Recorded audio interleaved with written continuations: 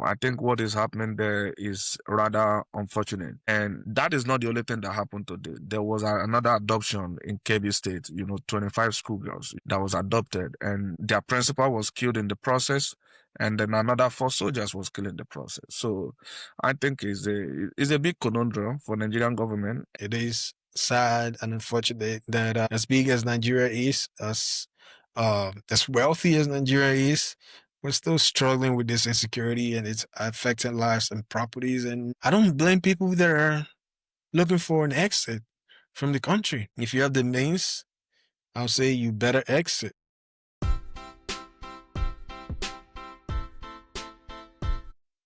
Welcome to the What I Need podcast. Thank you for joining us. If you haven't subscribed, please go ahead and hit the subscribe button, like, and engage us in the comment section. So we're talking about another breaking news out of Nigeria. It's starting to be like an every other day event. One of the generals in the Nigerian army was abducted. And when they abducted him, it looks like they tortured him and got some information from him.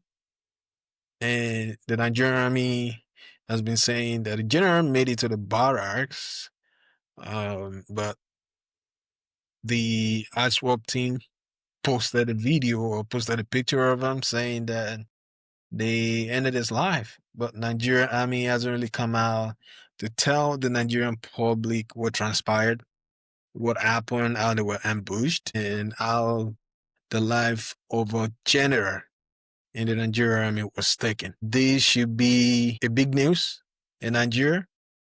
If you think about it, if it were to happen in other country, in a country's army was abducted, everyone will be talking about it. Everyone will be panicking. And the military of that nation will find answers and provide the citizens answer as quickly as possible. But this story is just developing. We haven't really heard much from the Nigerian army.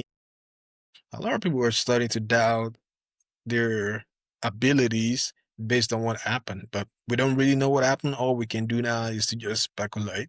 But I do believe that in the next few days, Nigerian army will put out some information to really calm people down and get to the bottom of what happened.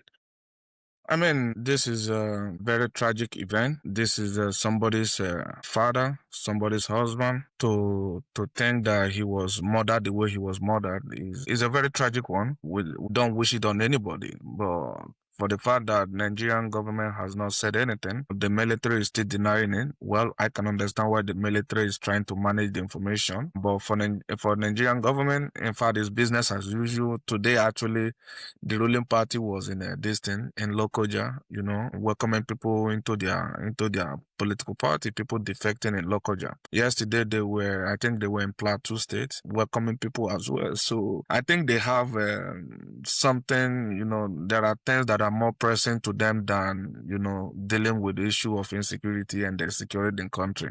They just want to make sure that they turn the country into almost like a one-party state, because as it is now, almost every state has fallen for the ruling party. So the more pressing issue for them is ensuring that they collapse all the state into the ruling party than, to focus on the insecurity or the security challenges in the country.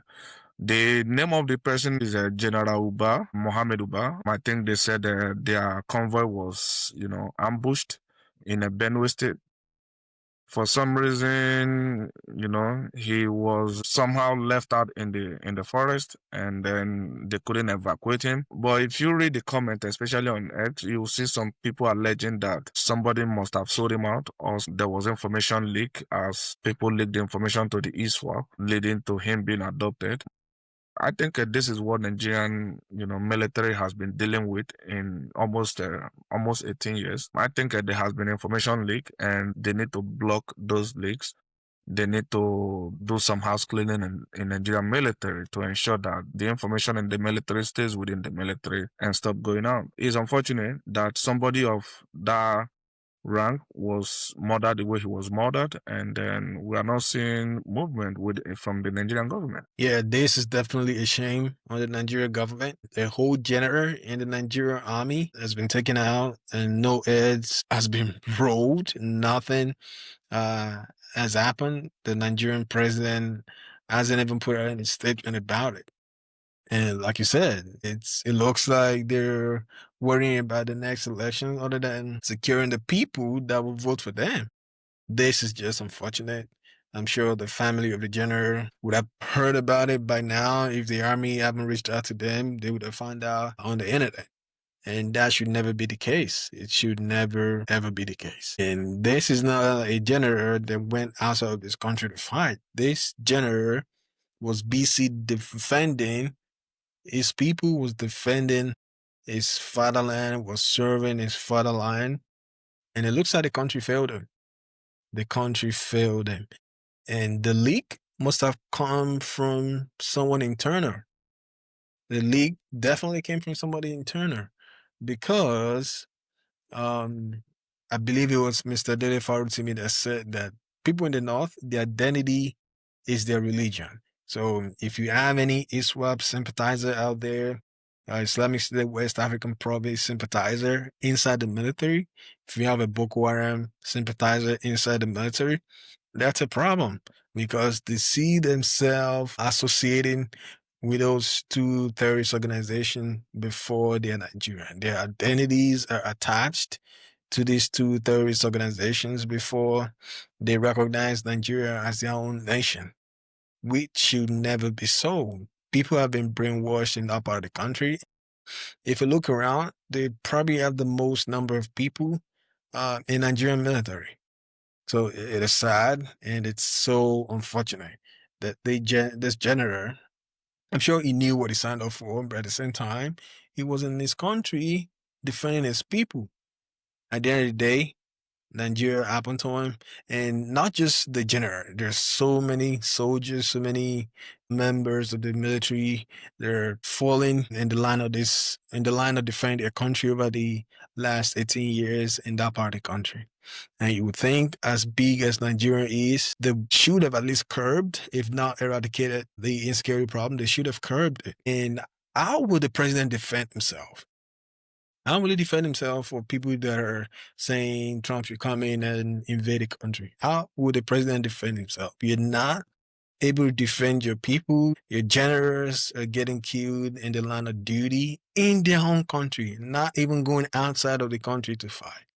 In their own country, defending their own line. I just think it's a shame on our leaders and something needs to be done about it. People need to continue to speak up and demand accountability from our leaders. They should never repeat it. Yeah, definitely. I agree with you. In fact, the federal government, if they haven't started planning, they should be thinking of arresting Sheikh Gumi because he's been their sympathizer. He's been negotiating on their behalf.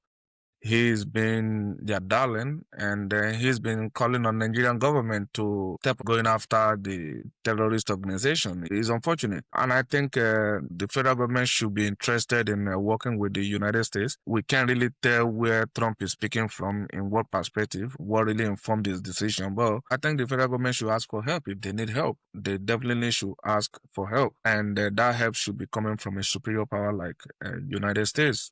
People are saying that they are coming after our resources. I mean, you have to be alive to enjoy or to reap the benefit of your resources. If you are not alive, you can't be speaking of resources. I think we need to be safe in our lands.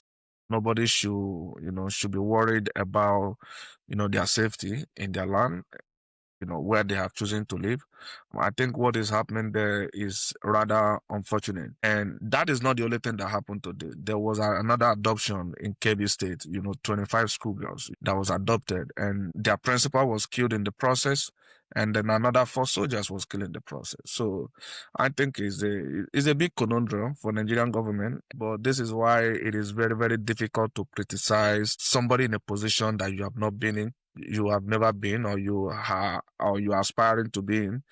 Because when Jonathan was the president, Tinubu was all over him, did not give him breathing space, was tweeting every second, was going out for protest. Now he's in the driver's seat, and everybody has been waiting for him to do his magic. In fact, his predecessor, the late Buhari, that guy was a colossal failure, a complete failure. In fact, he was so in a shape for for repentant Boko Haram. In fact, while I was preparing for this, I saw a video on X where I think it was a 2-star, 3-star military army general was saying that repentant Boko Haram has an opportunity to become Nigerian president. I shook my head, and it tells you that there is a deliberate sabotage in the Nigerian military. It looks like people are benefiting from this insecurity. It looks like this insecurity is another, industrial complex in Nigeria that people are building they are making fortunes off of. So it looks like those people that are making fortunes off of it will never see the insecurity resolved. It looks like this is going to be with us for a very, very long time, especially if Buhari, a military general, couldn't resolve the issue. So it means that this is probably going to live with us for a very, very long time. Yeah, this is ridiculous. And to support your point, on September 9th, 2014, the current president put out a message. I believe Jonathan was the president at that point, and he said that the festering Boko Haram attacks on the northeast and massacre of innocent citizens is concrete proof that Nigeria has no government. I believe it's a fair thing to say to him that Nigeria has no government today. It's unfortunate that our leaders are not able to protect the people. They're not able to secure the lives and the properties of people. 10, 12 years ago, there was Bring Back Our Girls. They've taken out our 25 girls now.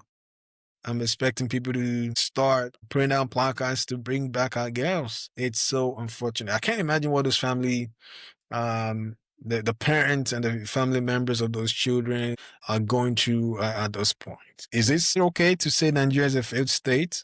Trump has already called Nigeria a disgraced country. Is it safe to say, hey, Nigeria is a failed state. Maybe we need to start from scratch. Maybe Trump needs to come in and invade Nigeria again. I'm one of those people that believe we can fight our battles, but they're making me doubt my stance that maybe we're not even capable of fighting our battles. And it's so unfortunate. It is sad and unfortunate that as big as Nigeria is, as wealthy as Nigeria is, we're still struggling with this insecurity and it's affecting lives and properties. And I don't blame people that are looking for an exit from the country. If you have the means, I'll say you better exit. Even if it's an African country that you're gonna go, exit. Because it looks like this fight is not gonna end anytime soon. And our leaders, they're busy playing politics with the lives of the people.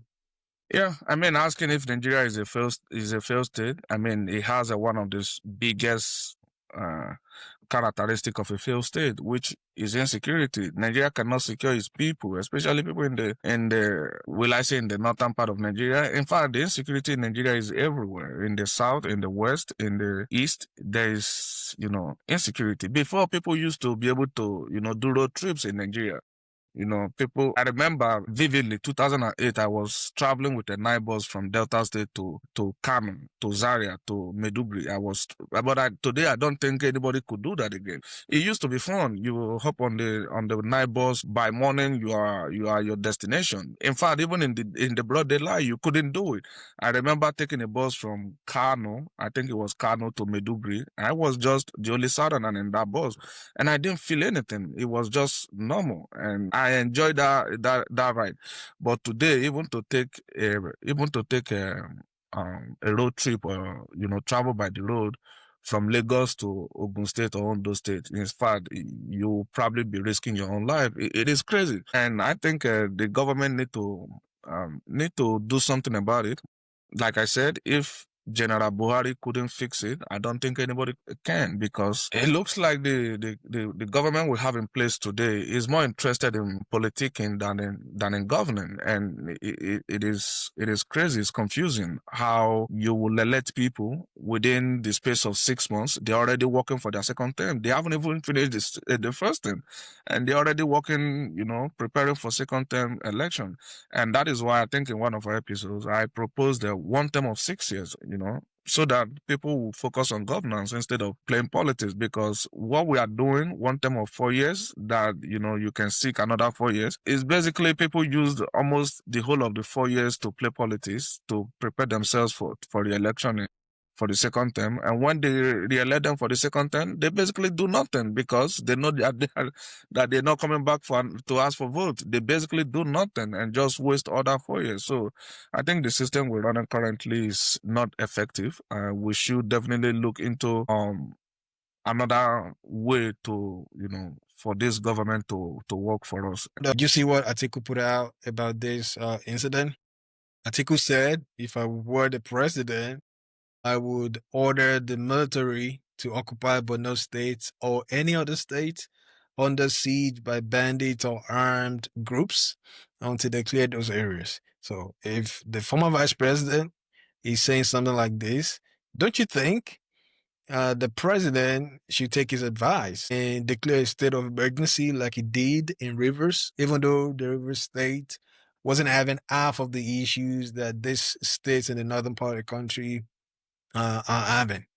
Don't you think the president should declare a state of emergency and truly let the people know that he's doing something about it? No, it's not going to happen. You're asking for too much. Borno State is an APC state, so there's no way the president would declare a state of emergency in an APC governed state. It's not going to happen. You're asking for too much. Number two, Atiku's tweet is coming from a place of politics. He's only tweeting it because he's not the president. He's vying for the office. So that is that.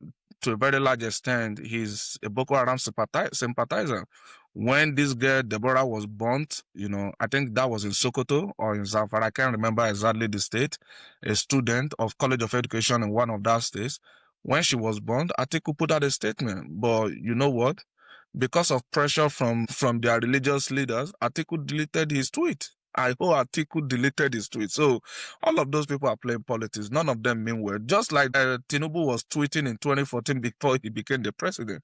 All of those tweets, all of those talk, every single one of them, including Peter B, their tweets, their rhetorics, their statement will be coming from a place of politics. Is not genuine. It's not fact. Not even Atiku. Atiku is not reliable at all. He's not reliable. He's far from being reliable. For him to delete his tweet because of pressure, yeah, he's not reliable. No, he's not reliable. And Tinubu is not going to declare state of emergency in an APC state. It's not going to happen. We are just asking for too much. Let us know what you think about all of this that is happening. Of course, this is a developing story. Some news media has reported that the Brigadier General Mohammed Uba has been killed.